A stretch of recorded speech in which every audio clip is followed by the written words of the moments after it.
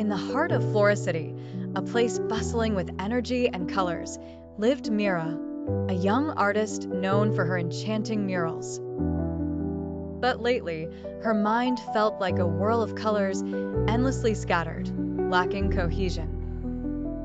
Mira had always thrived on the chaos of creativity, but this was different, a clouded fog that made her question her ability to create. It all began after her last mural, a riot of colors and forms, received disconcerting feedback. Some called it a masterpiece, others a muddled mess. She felt torn between those extremes, unable to decide her own view. Her mentor, Luca, a seasoned painter with a steady hand and a patient gaze, noticed Mira's disquiet. "Art reflects the artist," he told her gently one evening while they sat in his studio, surrounded by his serene landscapes.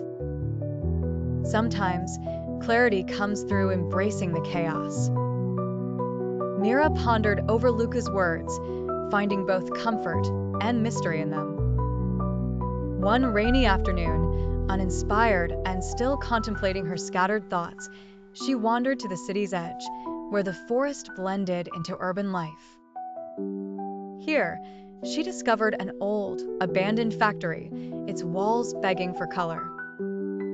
Seeing the gray expanse, she felt something shift inside her.